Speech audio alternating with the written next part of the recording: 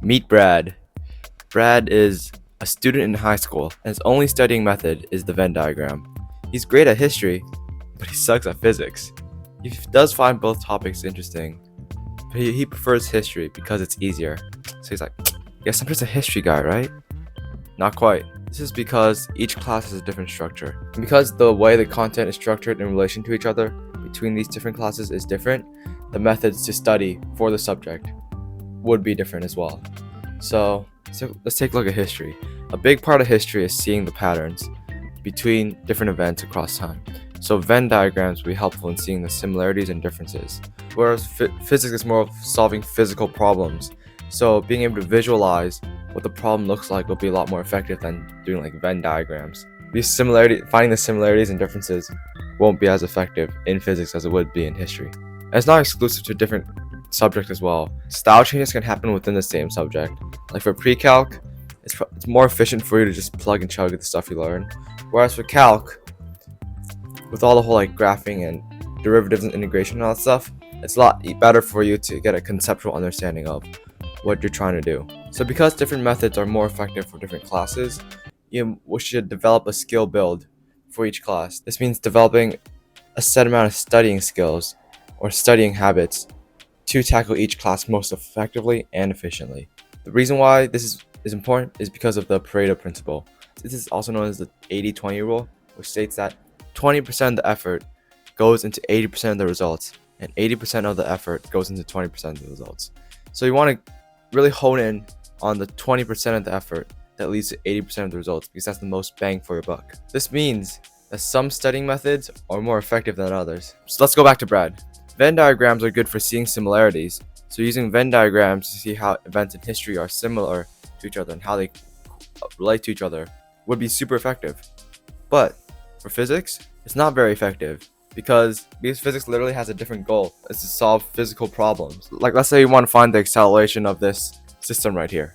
How would a Venn diagram do that? There's really no point in finding similarities and differences when you're trying to find the acceleration of the system.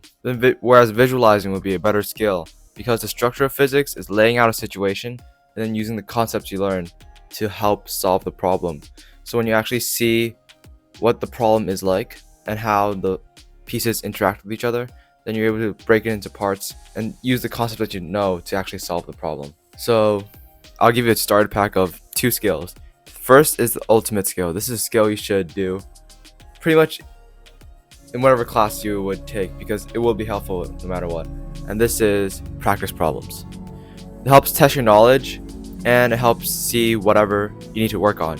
So if you keep on getting a certain amount of problems wrong, then it helps tell you to study more on that subject. But practice problems shouldn't be done solely on their own, because they aren't used to understand the concepts, they're used to test your understanding on the concepts. So then here's another one. It's called the penultimate skill. This is a skill that you should not rely on because it is not very effective, and that is rereading your notes. The issue here is that as you reread your notes, the stuff you write down will seem familiar. The thing is, recognition is not learning. Some of you guys might relate to this. Sometimes like when you reread your notes the day before the test, you're like, oh yeah, I understand this stuff. But then as you actually take the test, you're like, I don't recognize any of this stuff. That hasn't really happened to me that often because I don't really use this strategy. But I know sometimes whenever like I watch YouTube, I'm like, oh yeah, this makes sense.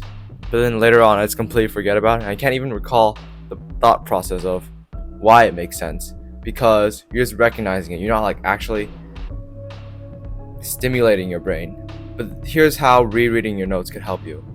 Instead of just rereading it all the way through, you could use it as a way to stimulate recall. You just pick a point or a topic in your notes and try to recall everything that you remember from it. Like if I choose a topic like the Civil War, instead of just rereading all the notes about the Civil War, I could talk about like the Free Soil Movement or the secession of 1860 and just recall all this stuff in relation to the Civil War. And this way, I could look back at my notes to see what I'm missing and what I already have down. This skill, just rereading your notes, is not effective, but you could use your notes as a way to test your knowledge of that subject. So here's a challenge. I challenge you to do some research. You can ask some upperclassmen on what the structure of some of their classes are like. So when you take them in the future, you have a better understanding of how the content relates to each other in the class. But if you're a senior, well, you can still ask your teachers or other seniors that have already taken that class. or juniors too if they're really smart. But there's always YouTube or even the course description on the course catalog. But if you're going this route, I would recommend the YouTube videos because the course description usually says what the topics are covered rather than what the class or tests are like. I hope this video helped you in figuring out how to use your studying methods most effectively. If you want to see more videos like this, feel free to subscribe. And here's another video over here that YouTube thinks that you would like. So yeah, let's keep going.